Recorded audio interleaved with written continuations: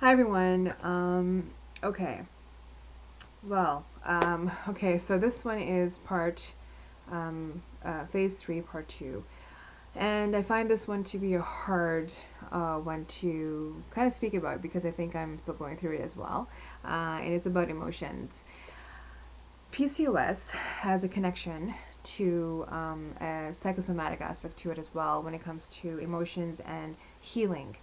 So, if you do, I don't think studies have been done, but there's been speculation about the connection between the two, that because doctors are not really sure what's causing it, it's a variety of factors. Is it environment? Is it what, whatever?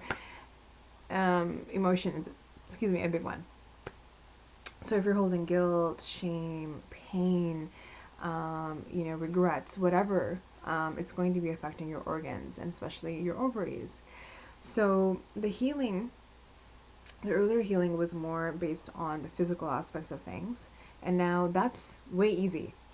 The dietary changes, like incorporating a little bit of workout, way easy. This part is going to take a lifetime, and I think the more you, first of all, acknowledge it and look at it and address it is important. So, emotions are important. The psychological aspect to your healing, well being is important, and trying to maintain balance in the mindset is important. So, for me, a little bit about myself, which I don't really share a lot in terms of my private life, but I can say that a year and a half ago, I went through a lot of hell, and hell on all fronts. We're at work, personal, financial, everything was breaking down in every part of my life.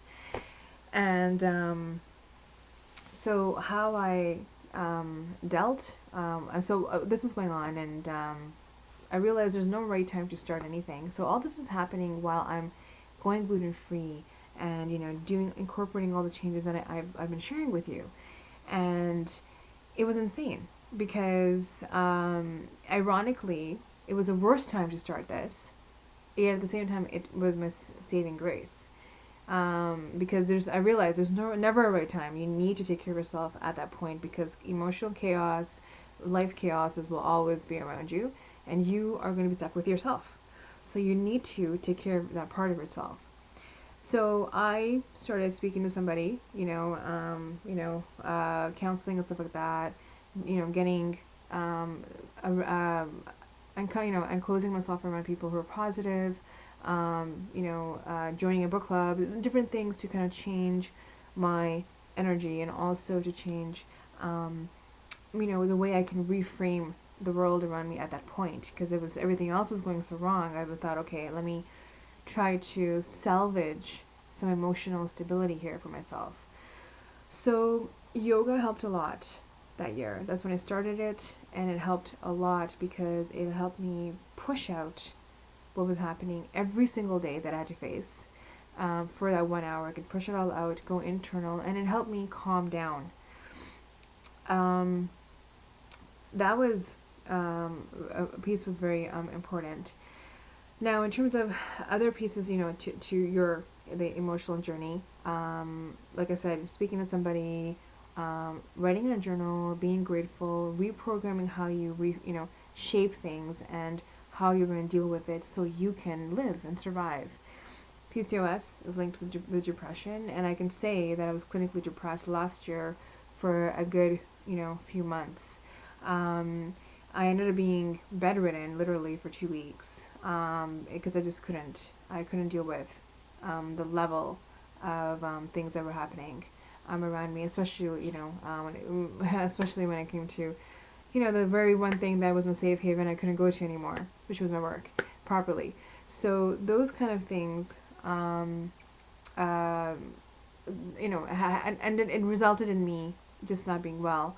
And it was in the final second week, near the end, where I had to really claw myself out of it, the depression state, was recognizing how should I reframe my reality.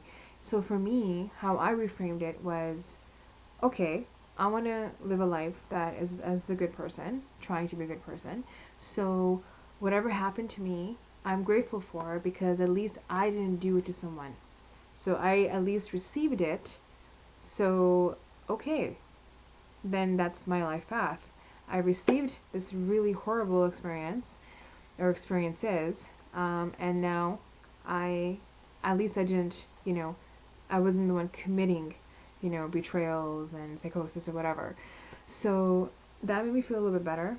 And more importantly, I realized that at the end of the day, this is a temporary. The chaoses are always temporary. A new chaos will emerge eventually, but then whatever you're in is going to be a temporary reality. So that was how I reworked it, and also reminded myself, what am I doing? Where am I going?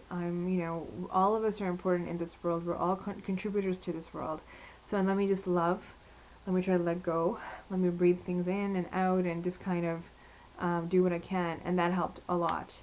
So also too, I'm a spiritual person, so prayers and so forth also assisted me out of this once it clicked in. Didn't click in the first week. There's no one could talk to me the first week, and sometimes I really believe if you are in that state, a few days of that, I think it's forgivable. Give yourself a break. That's okay. But beyond that, that can become a problem, and I would say seek help, get help. Kind of speak to somebody, because you don't want to be in that state. And so that's one aspect of it. The other aspect, the emotional piece is, besides seeking and reframing, is also recognizing where you are at, and then identifying how you can heal yourself and nurture yourself. So some parts of your emotional healing process you're going to have to let go. You look at this part, I really don't want to deal with, it has to go, and I can live with it. And some things you're going to have to heal and nurture. So those pieces you can only figure out for yourself. It's a lifelong journey, absolutely. But the main thing is, have fun. Laugh at the craziness around you, because humor has helped me so much. If I didn't have humor, if I didn't laugh at what was going on and how things were going on and what has happened in my life, I would not be able to survive. And that's how I channel things, is humor, laugh, lots of love, lots of gratitude.